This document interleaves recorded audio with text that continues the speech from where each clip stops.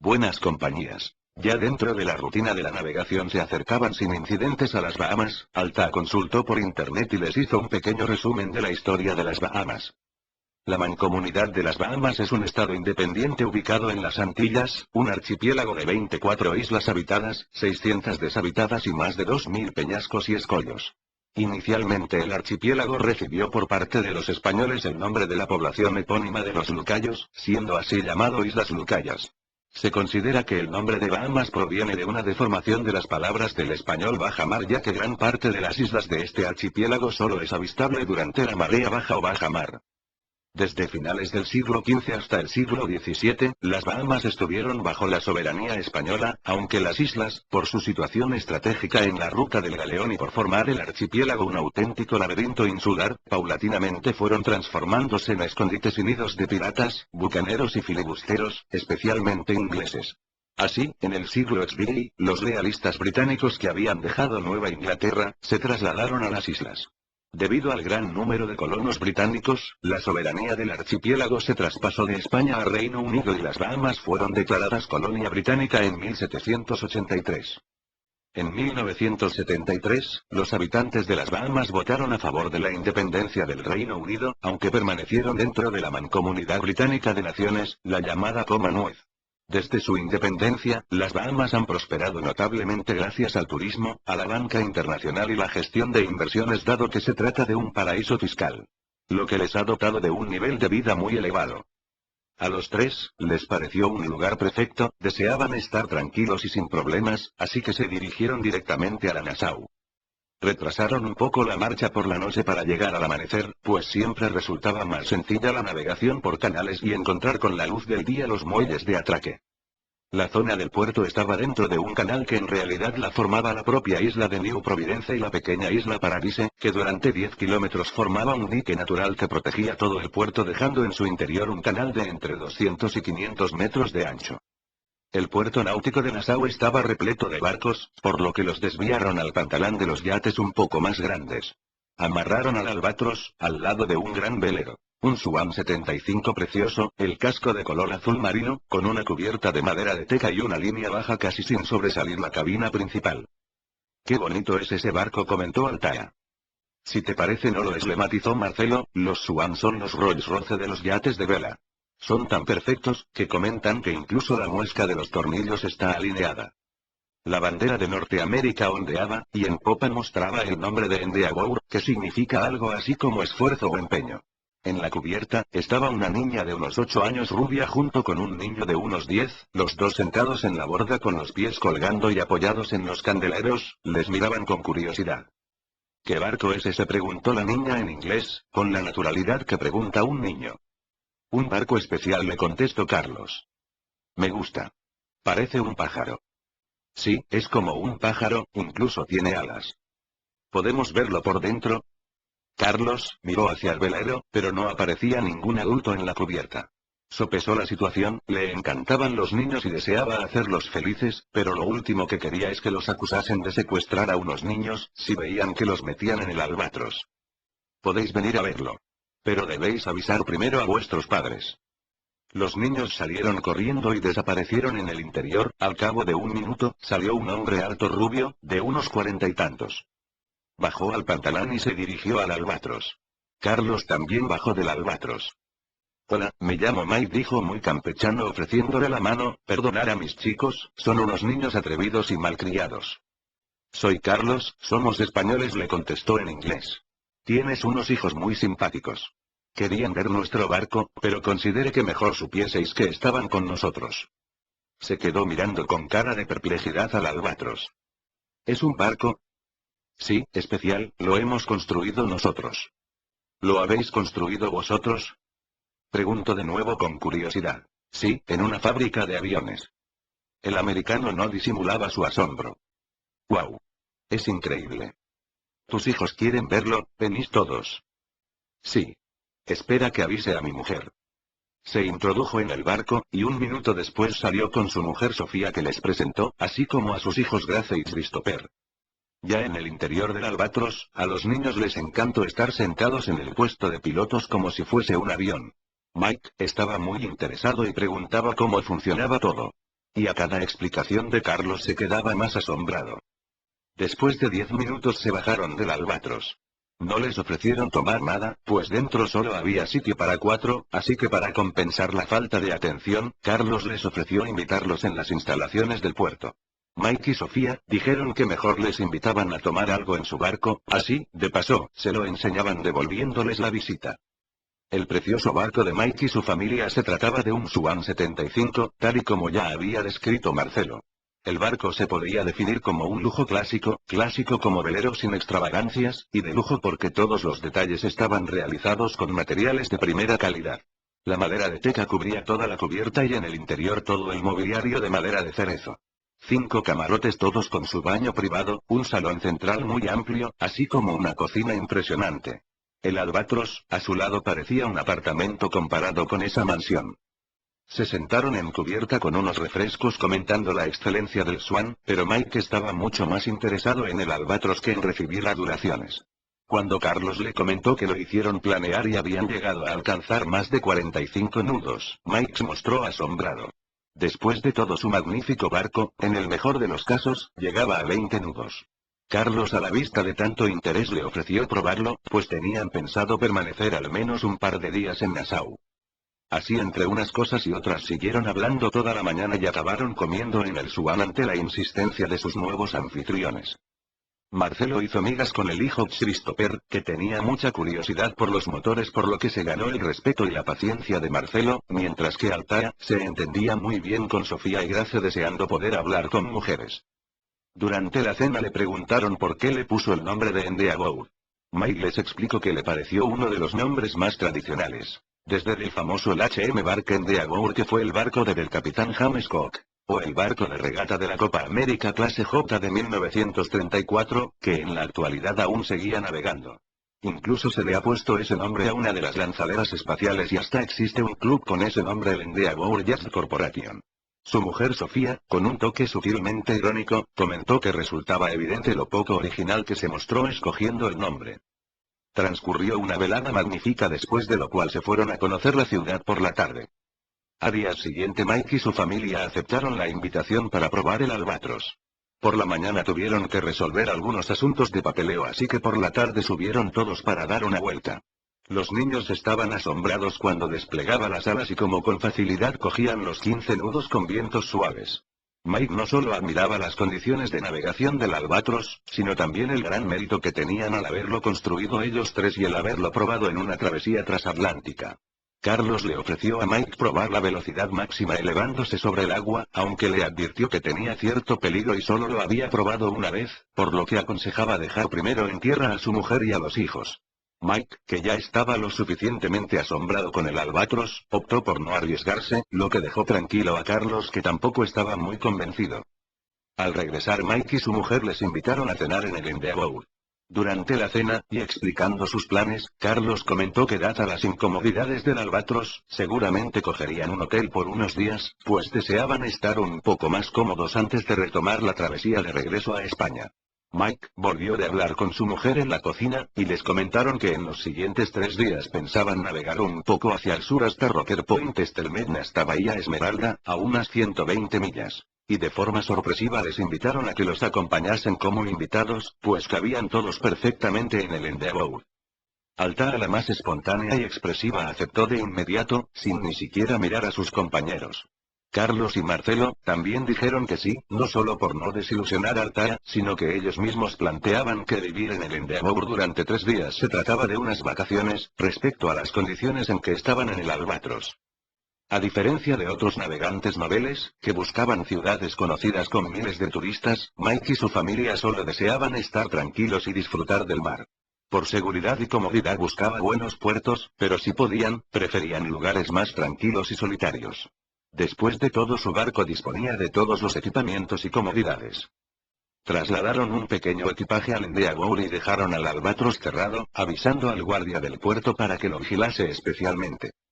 El Swan disponía de 5 camarotes dobles, de los cuales Mike y su familia ocupaban 3, así que les propusieron que Altara durmiese en uno y en el otro Carlos y Marcelo. Pero Grace estaba ilusionada con Altara como su nueva amiga y quiso dormir con ella.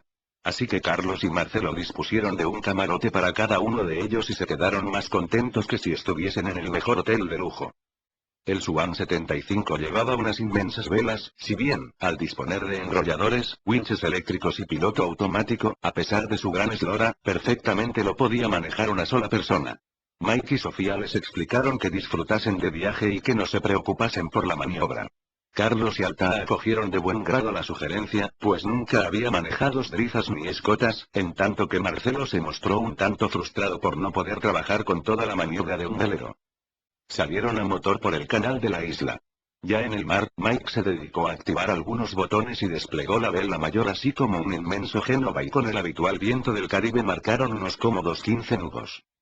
Marcelo no dejaba de analizar todo el barco y cuando en la salida del puerto oyó el motor, su sexto sentido apreciaba que algo no iba totalmente bien aunque no se trataba de nada grave y con fácil solución, por lo que le pidió permiso a Mike para ajustarlo.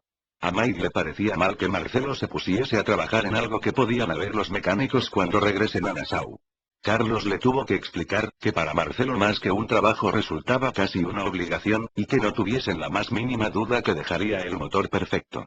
Así estuvo metido junto al motor cerca de 2 horas, después lo dejó tan ajustado como un reloj suizo. La travesía fue muy tranquila, aunque Carlos y Alta no llegaban a acostumbrarse a eso de navegar escorados.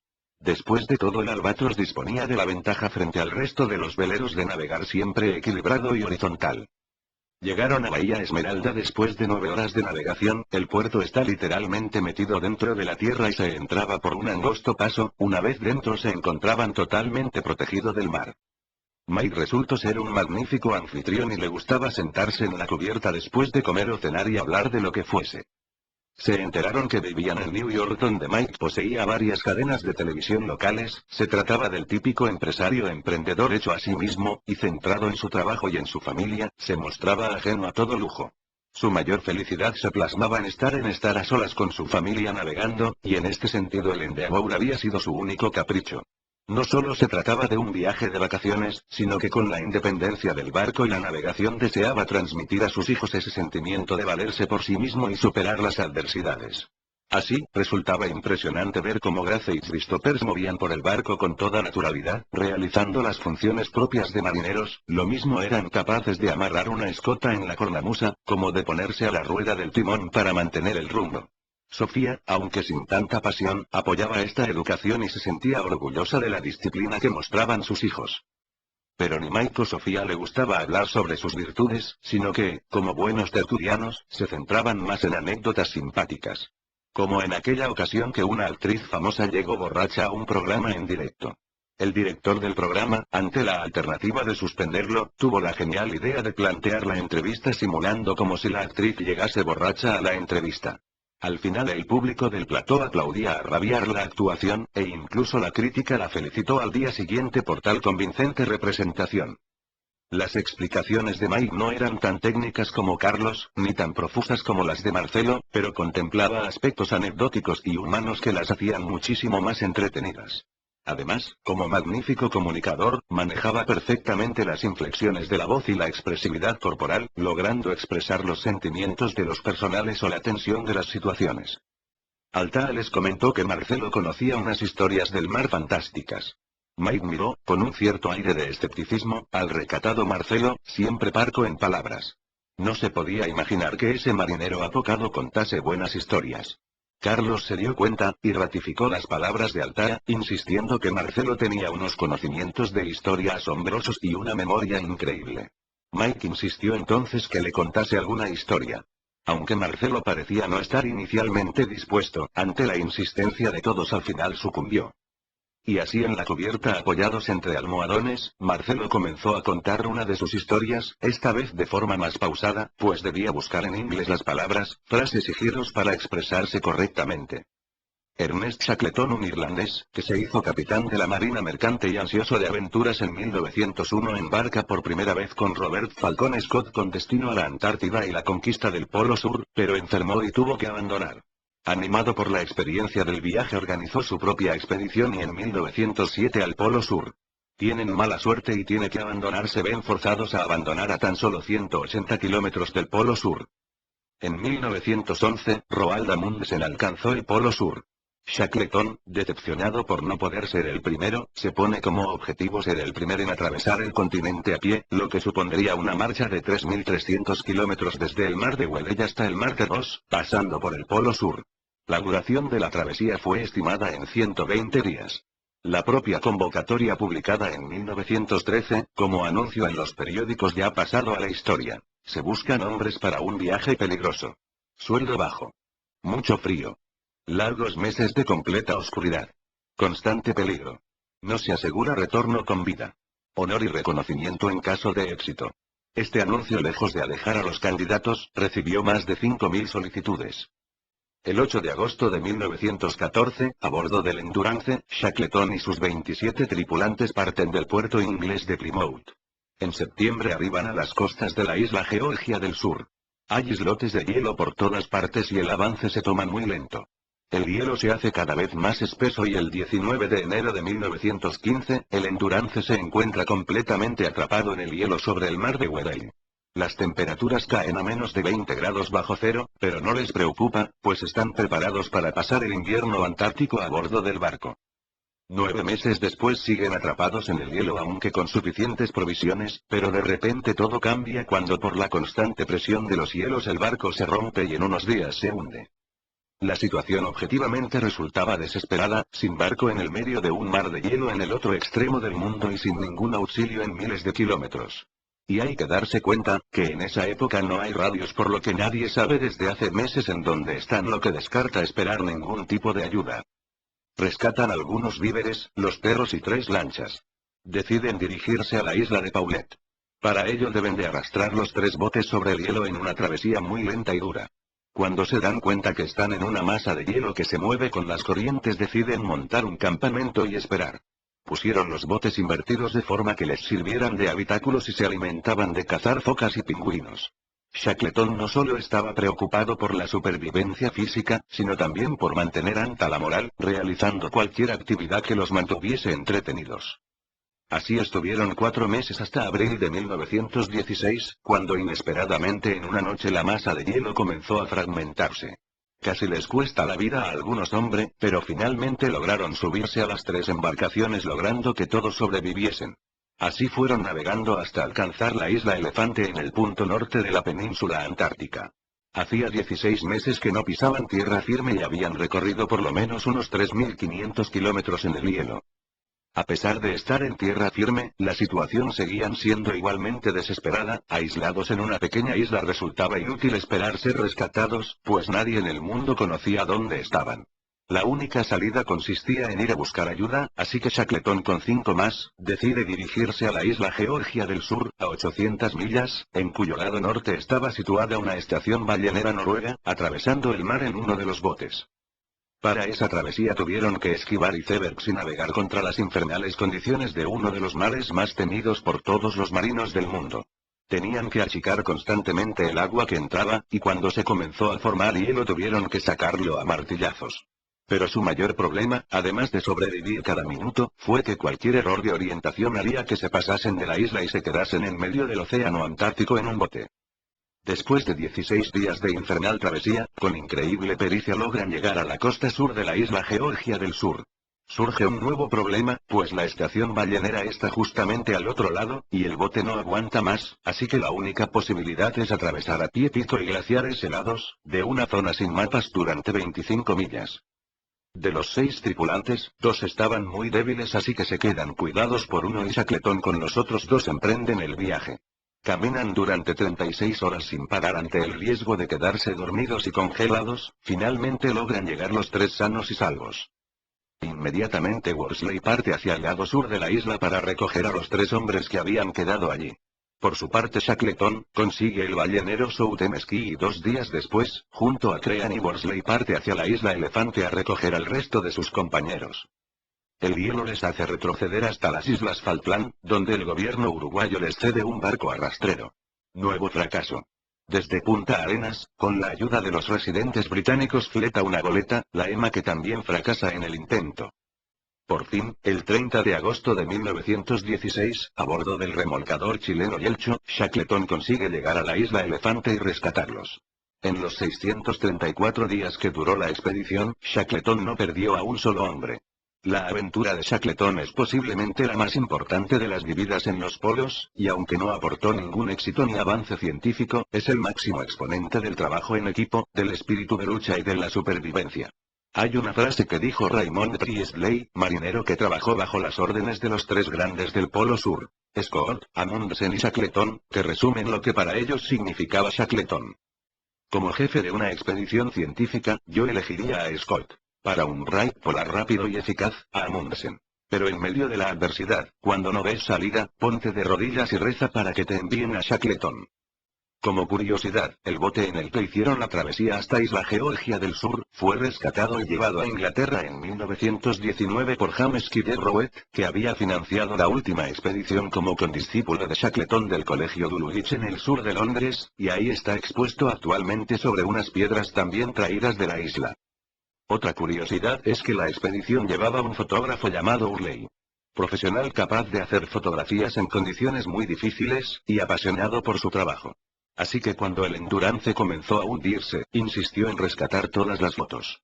El problema es que los negativos estaban en placas de cristal que pesaban mucho, así que de las 550 que disponía escogió las 150 mejores y las logró proteger hasta el rescate final. Hoy forman parte de una exposición que recorre el mundo. Y con estas anécdotas terminó su historia. Tanto Mike como Sofía le correspondieron con un profuso aplauso, al que se unieron Carlos y Altair. Mike estaba tan emocionado, que bajó hasta la cocina y unos minutos después subió con unas copas y una botella de champán, para brindar por la mejor historia que se había contado en el Endeavour. Así brindaron en honor a Marcelo, que lo estaba pasando realmente mal siendo el centro de tanta atención. Durante 2 días disfrutaron de la navegación por las islas, aprovechando para fondear junto a las playas, bajando con la Zodiac que se guardaba en el espejo de popa. Entre conversación y conversación, Mike sintió curiosidad de conocer el motivo por el que tres amigos, de personalidades tan dispares, se hubiesen metido a construir un barco y navegar juntos. Carlos le contó la historia del cierre de la fábrica, y de cómo en realidad este viaje se trataba de una especie de despedida y descanso antes de reconstruir sus vidas. Mike se sintió incómodo por haber sido tan curioso. No resultaba agradable para un invitado tener que reconocer que estaba arruinado y sin trabajo. Sin pensarlo, les comentó que tenía muchos amigos y si necesitaban un trabajo siempre podría buscarles algo en sus especialidades. Que era una forma discreta de decir que él mismo los contrataría. Carlos se lo agradeció pero rehusó la ayuda, sus problemas los tendrían que solucionar ellos solos. Mike casi se enfadó, reprochándoles que esta conducta típica de los españoles y de su orgullo, insistiendo que los amigos estaban precisamente para ayudarse. Carlos, aunque agradeciéndole su ayuda, volvió a declinarlo con rotundidad y tanto Marcelo como Altair se adhirieron a este argumento sin fisuras. Aún no estaban tan desesperados por un trabajo, como para mendigárselo a un amigo recién conocido. Ya de regreso en Nassau, casi les daba pena bajar del Endeavour, se habían integrado perfectamente con la familia y se sentían como en su casa. Inicialmente pensaban verse en los siguientes días, si bien se sintieron repentinamente frustrados, pues ante la previsión de una tormenta que se estaba montando al norte de las Bermudas, Mike tomó la decisión de adelantar la salida. Mike, siempre muy precavido, no quería ningún problema que pudiese afectar a la seguridad de su familia. La idea era hacer una escala en las Bermudas, que se encontraban a 750 millas, antes de regresar a New York. El Endeavour con buen viento navegaba a una media de 15 nudos por lo que no tardarían más de 2 días en llegar, en tanto que la tormenta aún tardaría 4 días en alcanzarlos. Esto les permitiría llegar con calma a las Bermudas y estar ahí 4 o 5 días a la espera que pasase toda la tormenta antes de regresar a New York. En una última cena en la cubierta del Endeavour se despidieron. Antes de irse intercambiaron todos sus datos con los correos electrónicos, teléfonos y direcciones. Además, Mike les hizo entrega de una pequeña bandera doblada. Como vosotros no tenéis ninguna bandera, os entregamos como recuerdo nuestra bandera del club de yates. Como correspondencia buscaron en el Albatros algunos productos típicos de Tenerife que les había regalado Altair, así como una botella de vino de Madeira. Volvieron al Albatros, donde Marcelo examinó la bandera. Nos han dado su grímpola. ¿Qué nos han dado qué? Preguntó Altair con curiosidad. La grímpola es la bandera que representa a un club náutico. Pues es rara, en la forma y en el nombre. Marcelo se lo tuvo que explicar. En español se denomina grímpola, a la antigua bandera que los caballeros solían llevar al campo de batalla en forma de pequeño paño triangular. Dicen que los primeros clubes náuticos del siglo XVI lo copiaron y mantuvieron ese nombre. Comentando esas anécdotas, y sobre todo la suerte que habían tenido conociendo a estos nuevos amigos, se acostaron un poco tristes por la despedida. Al día siguiente por la mañana, se levantaron temprano con la esperanza de darles a sus amigos un último adiós. Cuando salieron a cubierta vieron que el Endeavour ya estaba surcando el canal buscando la salida. El previsor de Mike había decidido salir con los primeros rayos del sol. «Qué pena me da que se vayan», comentó Altair. «Si son buena gente», añadió Marcelo.